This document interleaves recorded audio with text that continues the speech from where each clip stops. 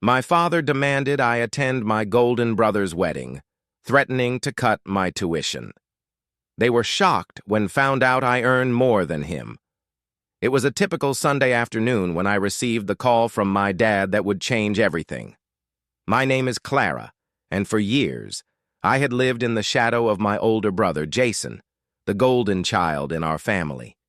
Jason was the star athlete, the perfect student, the one everyone praised. He was the one who always got the attention, the one my parents thought would go on to do great things. And for years I had quietly accepted that I was the other child, the one who was always overlooked. Jason was getting married. It was the event of the year in our family, and I had been dreading it from the moment I heard the news. Weddings are meant to be celebrations, but for me, it always felt like more of a reminder of my place in the family. As much as I loved my brother, the dynamic between us had always been tense. He was the one who was always celebrated, while I quietly faded into the background. When my dad called, it wasn't just to invite me. No, he had a condition. "Clara, you need to come to Jason's wedding," he said firmly. "If you don't, we'll have to reconsider your tuition. You've been distant from the family for too long, and this is a way for you to show that you're a part of it." The words hit me like a slap in the face. Tuition was the only thing keeping me in school, and I knew my dad could follow through on his threat. My heart sank as I tried to process what was happening. It wasn't just an invitation. It was a demand, a manipulation. He was telling me that if I didn't show up for Jason's big day, he would take away my ability to finish my education. For a long time, I had let myself be a doormat for my family's expectations. I wasn't going to let this moment pass like all the others, but I knew one thing. I wasn't going to let my father dictate my future. I needed to find a way to take control. I sat there on the phone with my dad, feeling a mix of anger, frustration, and sadness. His words echoed in my mind. "We'll have to reconsider your tuition." It was always about Jason, always about how his achievements were so much more important. I had worked my butt off to be successful in my own right, but none of it ever seemed to matter to my dad. It was always about Jason's next big thing, and I was just the background character in our family story.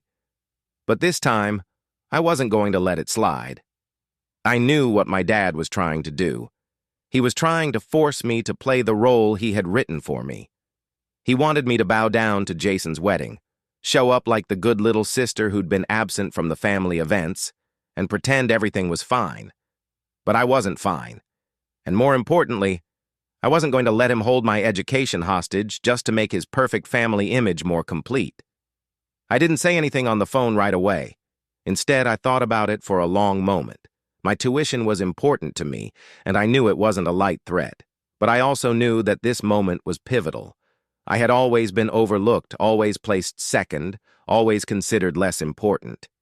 This wedding, like all the other family events, felt like another way for my dad to remind me that I was dispensable. But this time, I wasn't going to let it happen. The next morning, I called my dad back. I kept my voice steady, but the words I was about to say would change everything. "Dad, I've decided to go to the wedding," I said calmly. "But I also want you to know that I've been doing just fine without your approval. And actually, I'm doing better than Jason." There was a long pause on the other end of the line. I could feel my dad's confusion, his surprise at hearing me speak so confidently. "What do you mean?" he asked. "I mean that I'm making more money than Jason," I replied. "I've been freelancing, taking on side projects, and working harder than you think. I'm doing just fine on my own. In fact, I've been living independently and covering my expenses without asking for a dime from you or Mom." I could almost hear the gears turning in his mind. For the first time in my life, my dad didn't have an answer. He was speechless. I could hear him struggle to wrap his head around the fact that I, the daughter he had overlooked, was actually outpacing Jason in the real world. It wasn't just the financial success that hit him. It was the realization that I was no longer the quiet, unnoticed daughter. I had built something for myself, and I was thriving despite the odds. The next few days were filled with a strange silence. I had shaken my dad's world with just a few words, and he didn't know how to respond. I knew I had surprised him, but I also felt a strange sense of empowerment. For the first time, I wasn't waiting for approval. I had built my life, my income, my success, all on my own terms, and that felt better than any praise I could have received. When the wedding day finally arrived, I did attend, but something had shifted inside me. I wasn't there to prove anything to anyone. I wasn't there to play the role of the forgotten daughter, the one who was always left out of the family spotlight. I walked into that wedding with my head held high. This time, I was there on my terms. I wasn't just another guest. I was someone who had earned my place in the world without needing anyone's permission. As I arrived at the venue, I couldn't help but notice the difference in the way I was treated. People were still giving Jason the attention, of course. He was the groom, after all. But I noticed that my presence wasn't being ignored the way it usually was. My dad, too, seemed to have a different look in his eyes when he saw me. It wasn't the dismissive glance I had grown used to over the years. There was a recognition there, something new, something that wasn't there before. It wasn't long before my dad came over to speak with me. He had a hesitant smile on his face, as though he didn't quite know how to act. "Clara, I'm glad you're here," he said, his tone much softer than it had been on the phone. "I know we've had our differences, but I want you to know that I see how much you've accomplished." His words hit me harder than I expected. I had spent so many years trying to earn his approval, trying to fit into a mold that was never meant for me. But hearing him acknowledge my success, finally, was something I hadn't realized I'd been craving. It wasn't the grand gesture I had imagined, but it was enough. It was the first step in him recognizing me for who I truly was, not the daughter who paled in comparison to my brother, but the woman I had become. Jason, of course, didn't know what to say when I casually mentioned how well I was doing. He smiled, but there was an edge of competition in his eyes. As much as he was the golden child, there was a part of him that always knew I was capable of more than they ever gave me credit for. But it wasn't about him anymore. It was about me, and I wasn't looking for his approval. That night, as I stood with my dad, watching my brother and his fiancée on the dance floor, I realized something. The wedding wasn't just about Jason. It wasn't just about them celebrating their love. It was about me finally celebrating my own journey.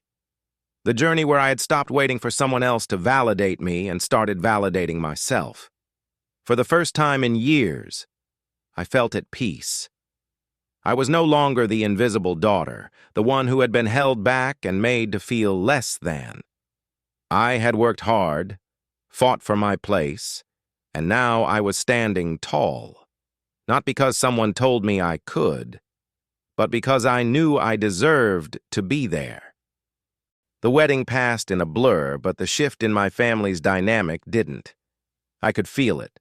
The way my dad's posture had softened toward me, the way Jason looked at me when we spoke. For the first time, I wasn't the one on the sidelines, the one overlooked and ignored. My presence had an impact, and I could see it in the way people interacted with me. It wasn't dramatic, but it was significant. I didn't need to make a grand statement. All I had to do was stand in the room and be myself. As the days passed, I didn't expect things to change overnight. I didn't think that my dad would suddenly become the perfect father or that Jason would start treating me like an equal. But something small, something important, had shifted. My dad started checking in on me more often, not with the usual dismissiveness, but with genuine interest in how I was doing. He asked about my business, about my freelance work, and about my life outside of the family bubble. It wasn't perfect, and it wasn't an apology, but it was a change. And I could tell that in some small way, my dad respected me more now.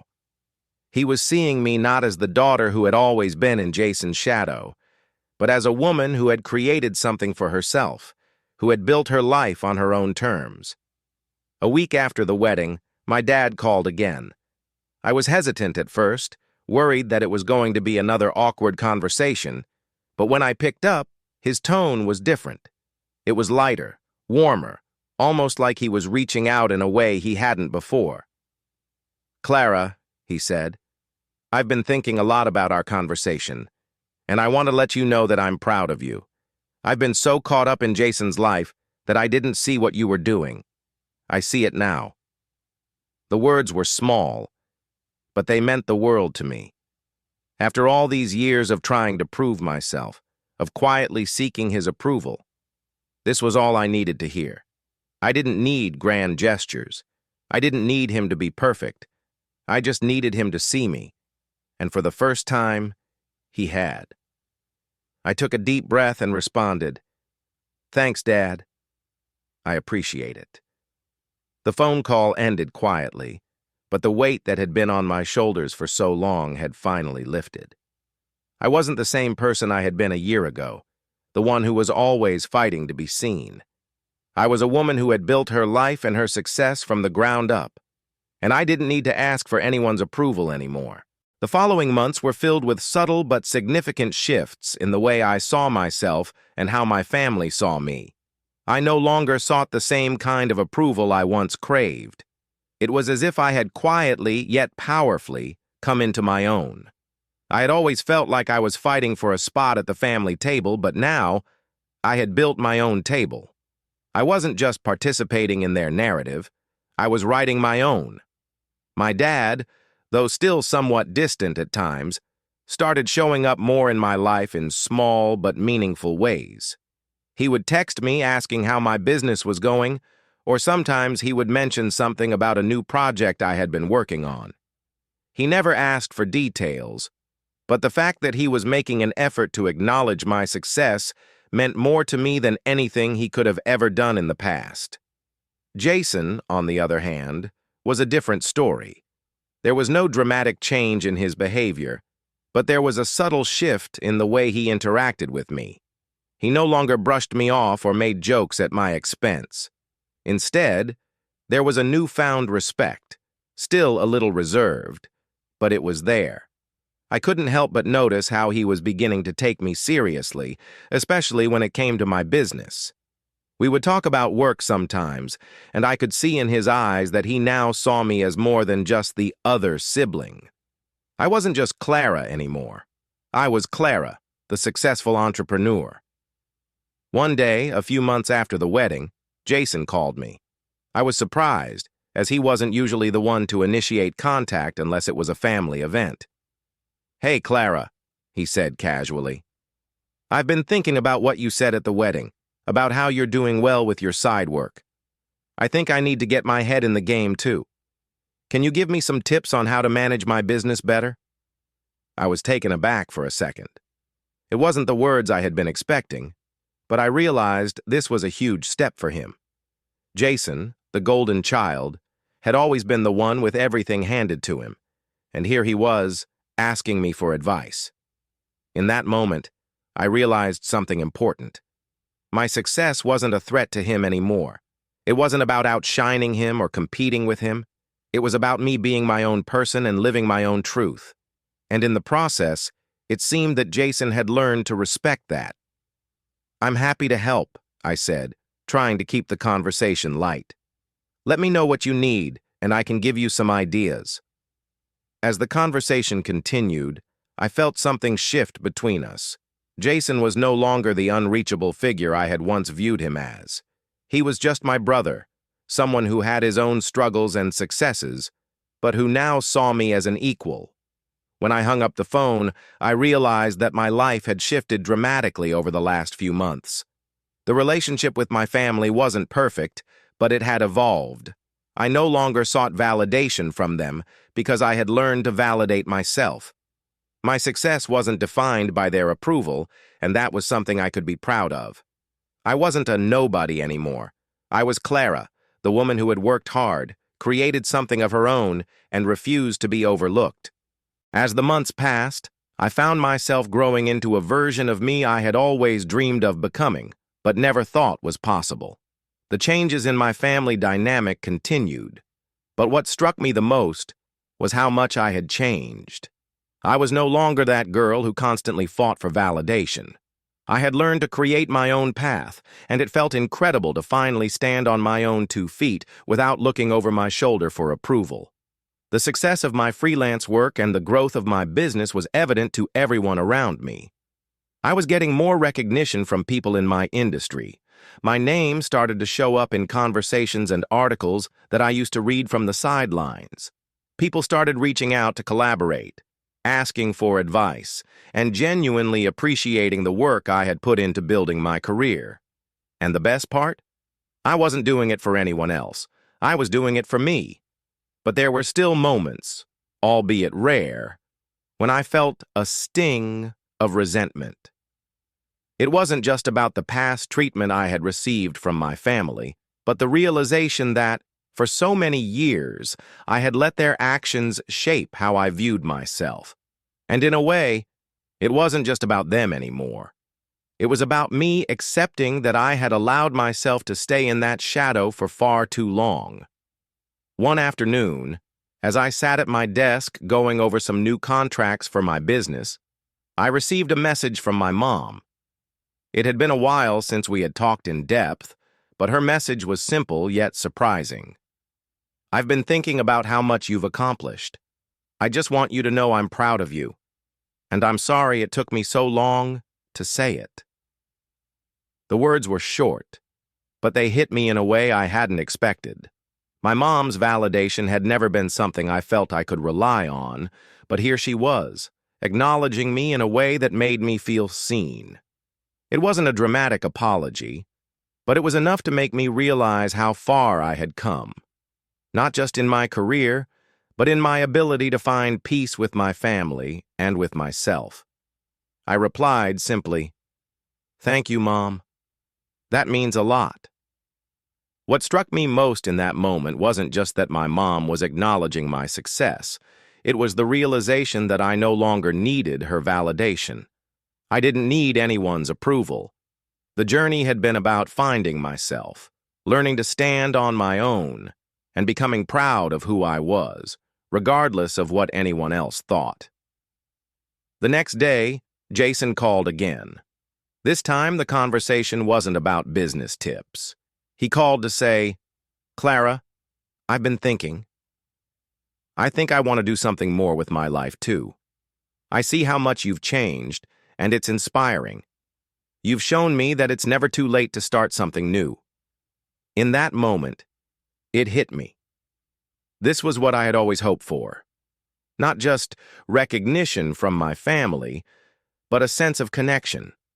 A realization that Jason had stopped seeing me as the lesser sibling and started seeing me as someone to look up to. And that felt like the final piece in the puzzle. I didn't need to prove myself anymore.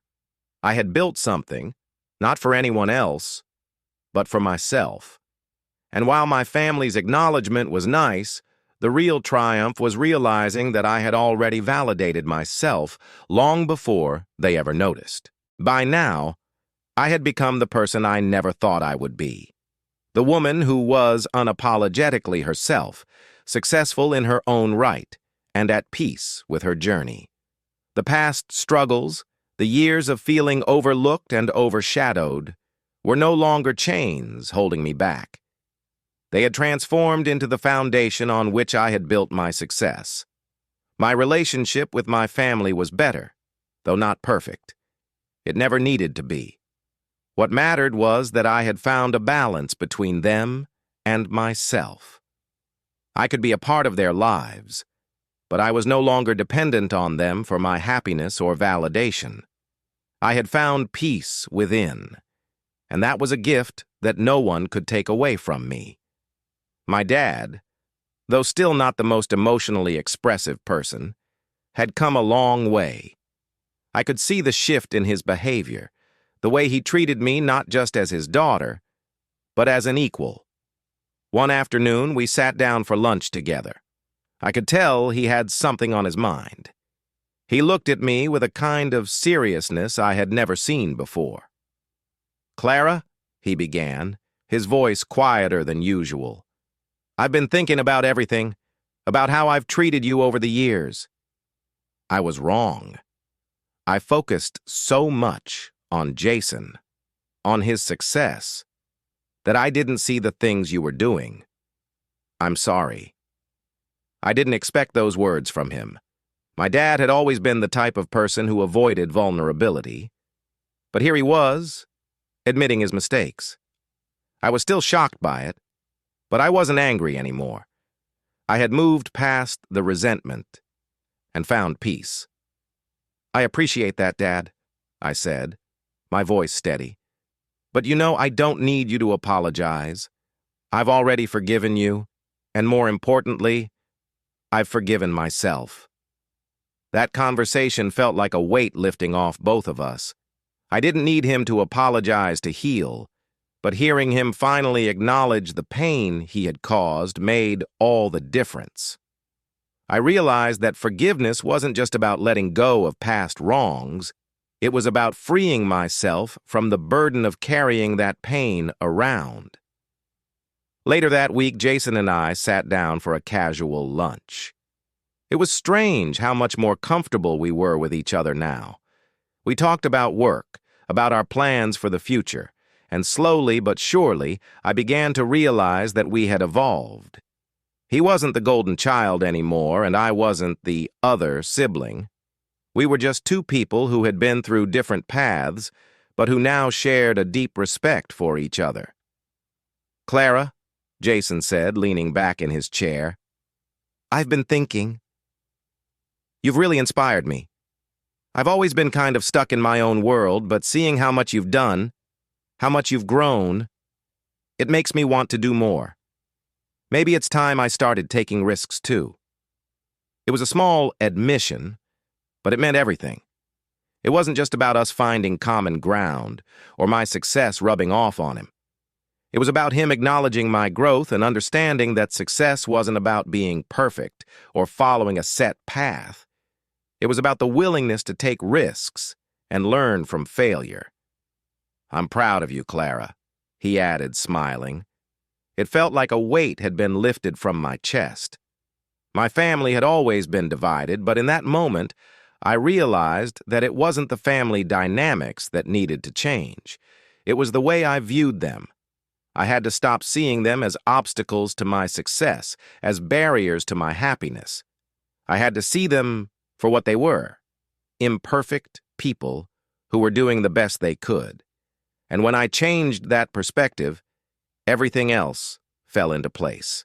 The following months felt like the calm after a storm. My life, once filled with tension and a constant need to prove myself, had transformed into something much more peaceful. I was no longer chasing after validation. I had become the person I always wanted to be, not because of the approval of my family, but because I had learned to validate myself. My business was thriving, and I was thriving with it. My relationship with my family had become one of mutual respect, not built on perfection, but on understanding and acceptance of our flaws. I no longer felt like the other sibling, or the one who was always in the background. I felt like I belonged, not just in their lives, but in my own.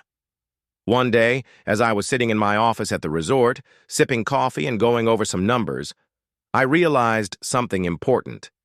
I had spent so much of my life feeling like I had to prove myself to others, especially my family. But the truth was, I had already proven it to myself. I was strong, I was capable, and I had built something out of nothing. My success wasn't about them, it was about me. That realization brought me a sense of peace I had never known before. I no longer had the urge to make anyone see me in a different light. I didn't need to compete with Jason or anyone else. I had found my own path, and it was the right one for me. A few weeks later, I had a conversation with my dad. We were sitting together on the porch of the resort, watching the sunset. It was a quiet moment, one where I didn't feel the need to say anything for his approval, but just to be in the moment with him. "You've really made something of yourself, Clara," he said, his voice filled with pride. "And I can see it now. I'm proud of you. You've done everything on your own, and I respect that more than anything." It wasn't a grand apology or a perfect moment. It wasn't the kind of father-daughter conversation I had dreamed about. But it was real. It was enough. I didn't need him to give me the perfect validation anymore. The truth was, I had already earned that for myself. Jason, too, had come a long way. At a family gathering a few months later, he sat down with me and said, "I know I've been hard on you in the past, but I see you now. I see the woman you've become. And I'm proud of you, Clara. I wish I had understood you better all these years." It was an apology of sorts, but it wasn't the apology I had been waiting for. It was a recognition that we were both on different paths, but we were both growing. And in that moment, I realized that Jason wasn't the threat I had once seen him as.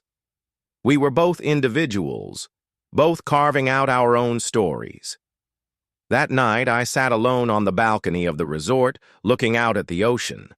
The sound of the waves crashing against the shore was calming, and as I looked up at the stars, I felt a deep sense of gratitude.